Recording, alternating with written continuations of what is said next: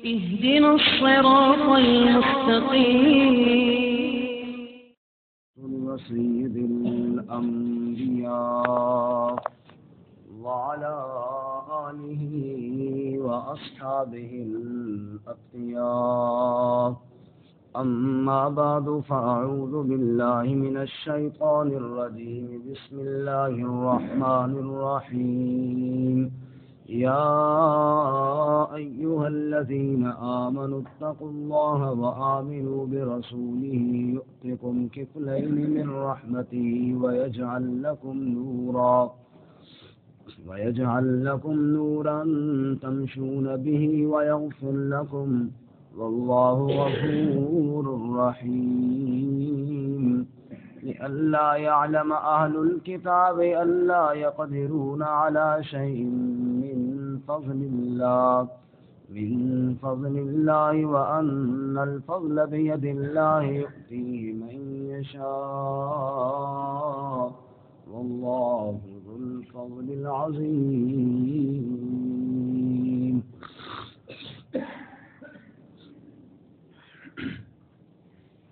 یا ایھا الذین آمنوا اے ایمان والو اتقوا اللہ ڈرو اللہ تعالی سے وآمنوا برسولہ اور ایمان لاؤ اس کے رسول کے ساتھ یؤتکم کفلین من رحمتہ دے گا تمہیں دگنا اجر اپنی رحمت میں سے ویجعل لکم نورا اور بنا دے گا تمہارے لیے نور تمشون به جس کے ساتھ تم چلو گے ویغفر لکم اور تمہارے گناہوں کو بھی معاف کر دے گا واللہ غفور رحیم اور اللہ تعالی بخشنے والا رحم کرنے والا ہے لئلا یعلم آل الکتاب تاکہ جان لے اہل کتاب اللہ یقدرون علی شیء من فضل اللہ کہ وہ قادر نہیں ہے کسی شے پر بھی اللہ کے فضل میں سے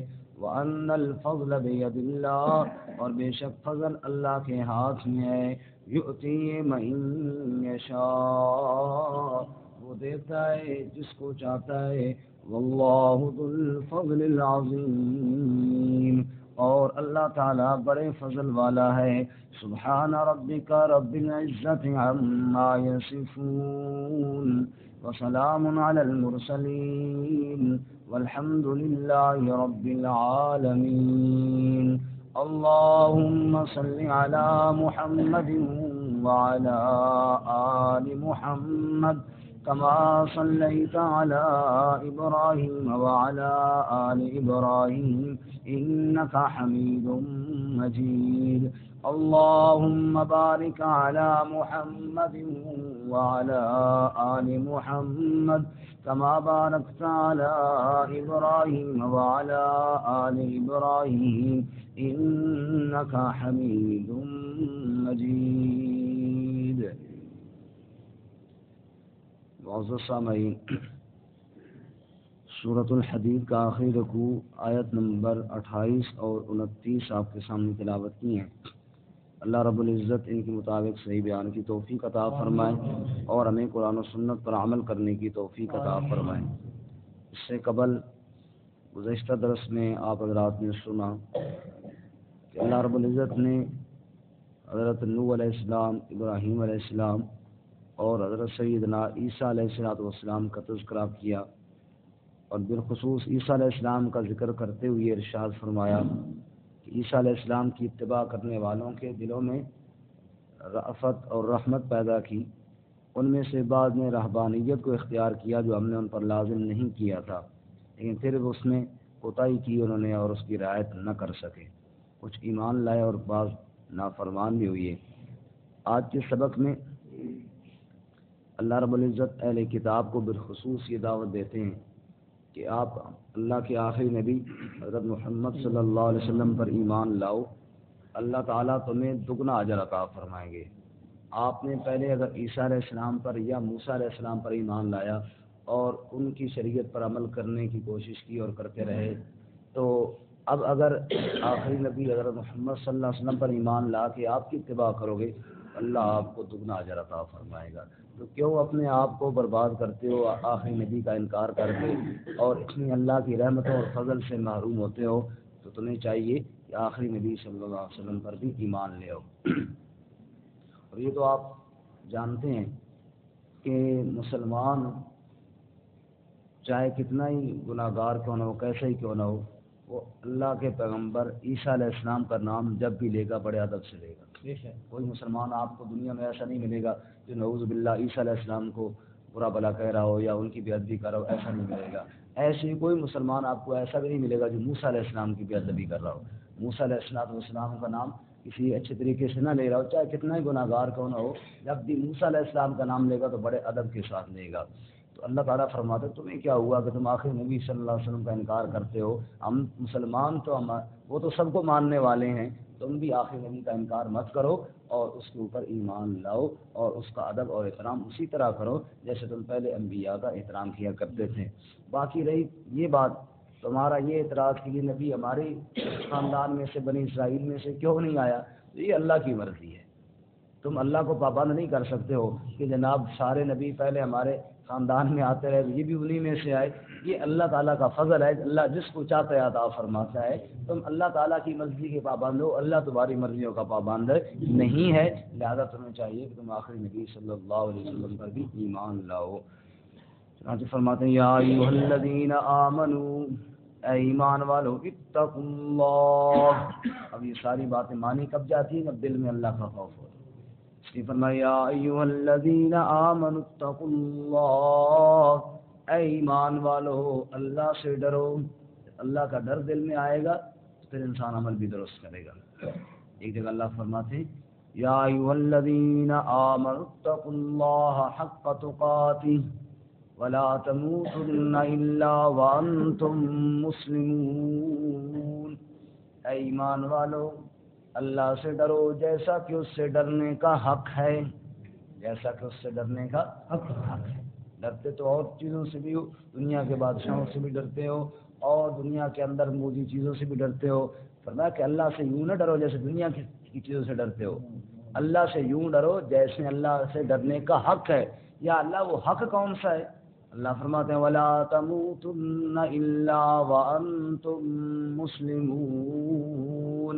حق یہ ہے کہ موت سے پہلے سچے مسلمان بن جاؤ، یہ اللہ سے ڈرنے کا حق ہے۔ جو اللہ تعالیٰ نے احکامات نازل فرمائے، جو اللہ کی شریعت ہے، اس کی اتباع کرنے والے بن جاؤ، بس یہ اللہ سے ڈرنے کا حق ہے۔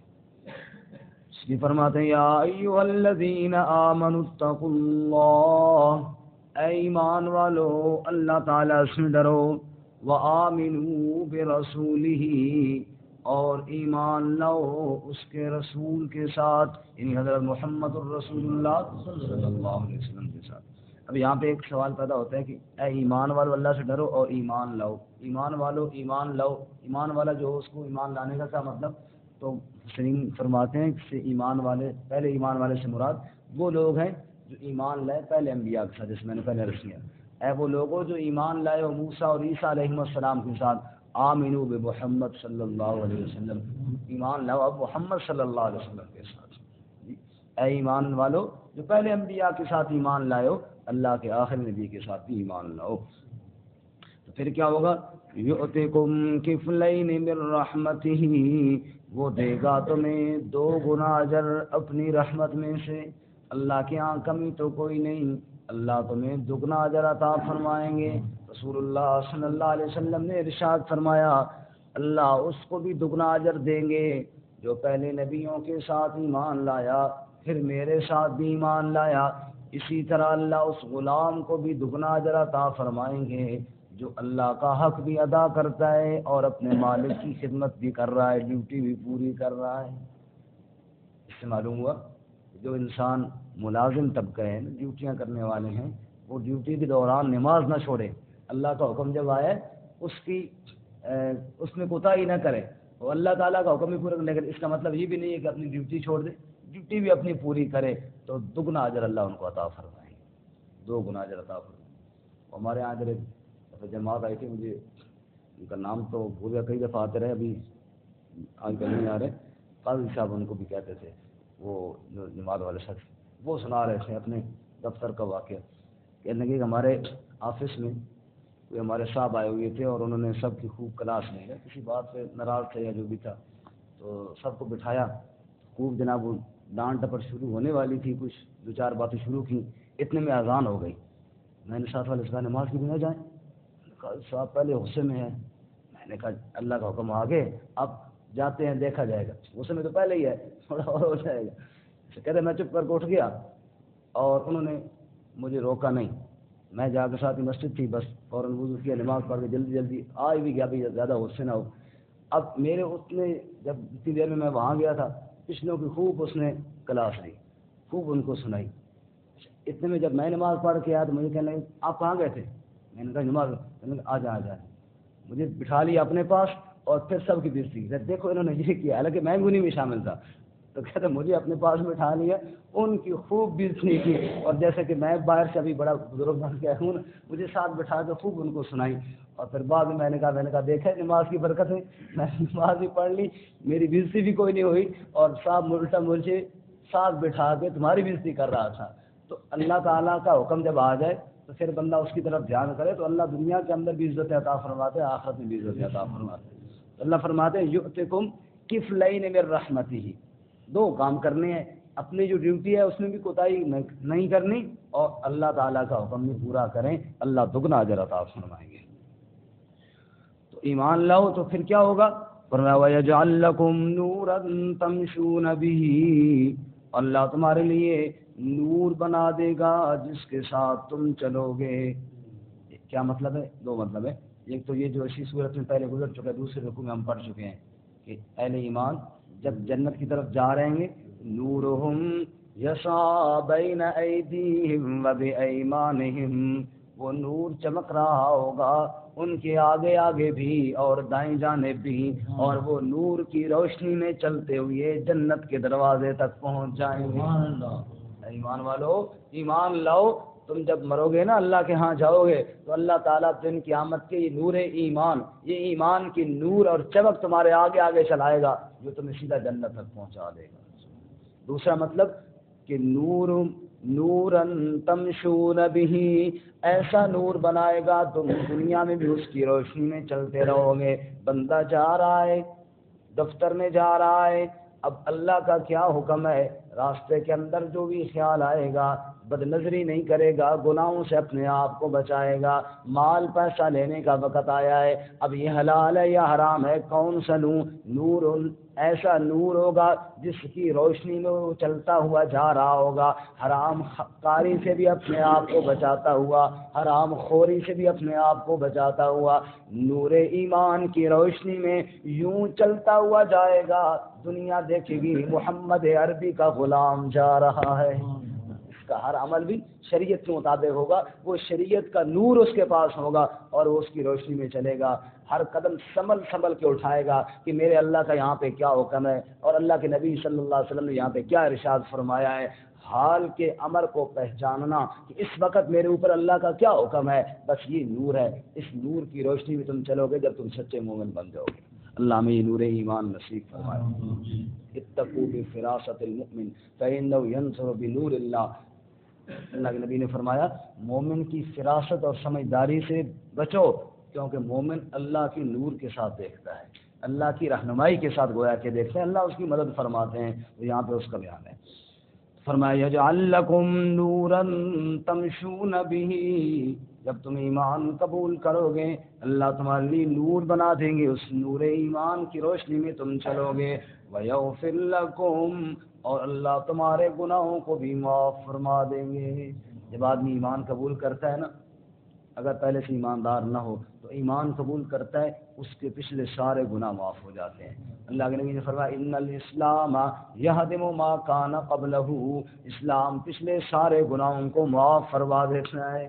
پچھلے جو بھی غلطیاں کی جب ایمان قبول کیا تو پچھلے سارے کیا ہو گئے جی, معاف ہو گئے. اسی طرح فرماتے ہیں توبہ بھی پچھلے گناہوں کو معاف کر دیتی ہے. التائب من الذنب کمن لا ذنب لہ, جو گناہوں سے توبہ کر لے وہ ایسا ہو جاتا ہے گویا اس نے گناہ کیا ہی کوئی نہیں ہے. فرمایا ویغفر لکم, اللہ تمہارے گناہوں کو بھی معاف فرما دیں گے.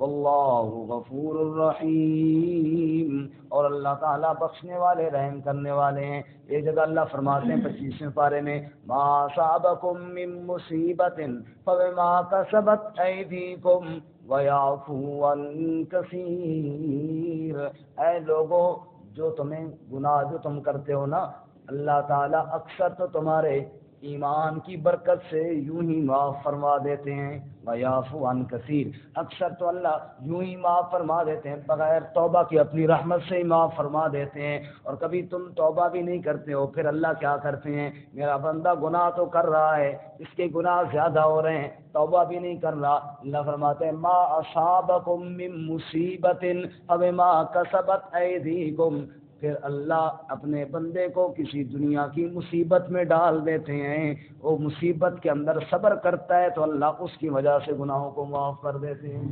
واللہ غفور الرحیم، وہ ہوا جو غفور الرحیم، اپنے بندوں کے ساتھ بڑی شفقت اور رحمت کرنے والا۔ لِأَلَّا يَعْلَمَ أَهْلُ الْكِتَابِ، اس کے دو مطلب ہے لا زائدہ، تاکہ جان لے اہل کتاب اللہ یقدرون علی شیء من فضل اللہ، کہ وہ قادر نہیں ہے کسی شے پر اللہ کے فضل میں سے، وَأَنَّ الْفَضْلَ بِيَدِ اللَّهِ، اور فضل تو اللہ کے ہاتھ میں ہے، یؤتی من یشاء، وہ جس کو چاہتا ہے عطا کرتا ہے۔ اہل کتاب جان لیں کہ جس کو وہ چاہے اس کو نبی نہیں بنا سکتے، جس کو اللہ چاہے وہی نبی بنے گا، یہ اللہ کا فضل ان کے ہاتھ میں نہیں کہ وہ اعتراض کرے کہ محمد رسول اللہ صلی اللہ علیہ وسلم جی یہ بنو اسماعیل میں سے کیوں آ گئے، فرمایا نا یہ اللہ کا فضل تمہارے ہاتھ میں نہیں ہے، اللہ جس کو چاہیں گے نبی بنائیں گے۔ دوسری جگہ اللہ فرماتے ہیں ام یحسدون الناس علی ما آتاہم اللہ من فضل، وہ لوگوں کیوں حسد کرتے ہو لوگوں سے اس چیز پر جو اللہ نے اپنے فضل میں سے عطا فرمائی ہے، اللہ جس کو چاہتے ہیں عطا فرماتے ہیں۔ مکے کے وڈیروں نے کہا، سرداروں نے کہا لولا نزل هذا القرآن على رجل من القريتين عظیم، اگر اللہ نے قرآن نازل کرنا تھا یہ مکہ اور طائف کے کسی بڑے سردار پہ کیوں نہیں نازل کیا، عبداللہ کے در یتیم پر کیوں نازل کیا؟ اللہ کریم نے قرآن میں فرمایا الم یجدک یتیما فآوا، تم جو مرضی اعتراض کرتے رہو، میری رحمت کی نگاہ عبداللہ کے یتیم پر ٹک گئی ہے اور میں نے اس کو نبیوں کا امام بنا دیا ہے۔ تم اپنے حسد کو رکھو اپنے پاس، کہ تم قادر نہیں ہو کہ جس کو تم چاہو اللہ اس کو فضل عطا کرے اور جس کو تم نہ چاہو اللہ نہ عطا کرے، نہ وَأَنَّ الْفَضْلَ بِيَدِ اللَّهِ، فضل کس میں، کس کے ہاتھ میں ہے؟ اللہ یؤتیہ من یشاء، جس کو چاہتا ہے عطا کرتا ہے۔ ہم مسجد سے بھی باہر نکلیں گے الٹا پاؤں باہر نکال کر کیا پڑھیں گے؟ اللہم انی اسألک من فضل کا، اے اللہ ہم تجھ سے تیرا فضل مانگتے ہیں کیونکہ فضل اللہ کے ہاتھ میں ہے۔ وَأَنَّ الْفَضْلَ بِيَدِ اللَّهِ، اللہ کا فضل اللہ کے ہاتھ میں ہے اور کسی کے ہاتھ میں نہیں ہے۔ جو کچھ بھی ہے یہ سب اللہ کا فضل ہے، ھذا من فضل ربی، ھذا من فضل ربی۔ اکثر یہ مکانوں کے اوپر لکھا ہوتا ہے نا ھذا من فضل ربی، وہ مولوی صاحب کہہ رہے تھے کہ دوسروں کا حق مارا، رشوت لی، چوری کی، فلاں کیا، جہاں سے آتا کوٹھی بناتے جب تیار ہو گئی اوپر تختی لگا دی ھذا من فضل ربی۔ شیطان کہتا یار اتنے آگے زیادتی کی تھی میرے نام، پچھلی گلا ساری تیری ٹھیک ہے میری مانتا رہا ہے، یہاں آ کے نام میرا لکھنا چاہیے تھا من فضل ربی، رب کی تو نے ایک نہیں مانی، یہاں پہ رب کی تو تم نے ایک اس نہیں مانی، یہاں پہ من فضل ربی کون لکھا ہے، یہاں پہ کچھ اور لکھنا چاہیے تھا۔ باہر کہ فضل کس کا ہے؟ اللہ تعالیٰ کا، ان الفضل بید اللہ یؤتیہ من یشاء۔ تو دوسرا لا اگر اپنے معنی میں ہو تو معنی بنے گا لِأَلَّا یعلم اہل الکتاب، تاکہ نہ جانے اہل کتاب اللہ یقدرون علی، مطلب مفہوم وہی ہے پھر کہ وہ قادر نہیں ہے کسی شے پر من فضل اللہ، اللہ تعالیٰ کے فضل میں سے، یعنی وہ یہ نہ سمجھیں کہ اب جناب وہ کسی شے پر قادر نہیں ہے، مطلب یہ ہے کہ ہمارے نبی موسیٰ علیہ السلام یا عیسیٰ علیہ السلام چلے گئے اب ہم کوئی نیک عمل نہیں کر سکتے، فرمایا یہ نہ سمجھیں، بلکہ وہ قادر ہیں کیونکہ وہ اللہ تعالیٰ کے نبی محمد صلی اللہ علیہ وسلم پر ایمان لائیں اور آپ کی اتباع کریں تو اب بھی وہ نیکیاں کما سکتے ہیں. اب بھی اللہ تعالیٰ ان کے لیے آخرت میں بہت اجر رکھا ہوا ہے. وَأَنَّ الْفَضْلَ بِيَدِ اللَّهِ يُؤْتِيهِ مَن يَشَاءُ وَاللَّهُ ذُو الْفَضْلِ الْعَظِيمِ. اور اللہ بڑے فضل والا ہے. اللہ تعالیٰ نے عمل کی توفیق عطا فرمائے. ترجمہ دوبارہ سنیں. وَيَا أَيُّهَا الَّذِينَ آمَنُوا اتَّقُوا اللَّهَ، اے ایمان والو اللہ سے ڈرو. وَآمِنُوا بِرَسُولِهِ، اور ایمان لاؤ اس کے رسول صلی اللہ علیہ وسلم کے ساتھ. یؤتکم کفلین من رحمتی، وہ دے گا تمہیں 2 گنا اجر اپنی رحمت میں سے. ویجعل لکم نورا تمشون بہ ویغفر لکم، اور وہ تمہارے لیے نور بنائے گا جس کے ساتھ تم چلو گے اور تمہارے گناہوں کو بھی بخش دے گا. واللہ غفور الرحیم، اور اللہ تعالیٰ بخشنے والا رحم کرنے والا ہے. اللہ یعلم اہل الکتاب، تاکہ جان لے اہل کتاب، اللہ یقدرون علی شیء من فضل اللہ، کہ بے شک وہ قادر نہیں ہے کسی شے پر بھی اللہ کے فضل میں سے. وَأَنَّ الْفَضْلَ بِيَدِ اللَّهِ يُؤْتِيهِ مَن يَشَاءُ، اور بے شک فضل تو اللہ کے ہاتھ میں ہے، وہ دیتا ہے جس کو چاہتا ہے. وَاللَّهُ ذُو الْفَضْلِ الْعَظِيمِ، اور اللہ تعالیٰ بڑے فضل والا ہے.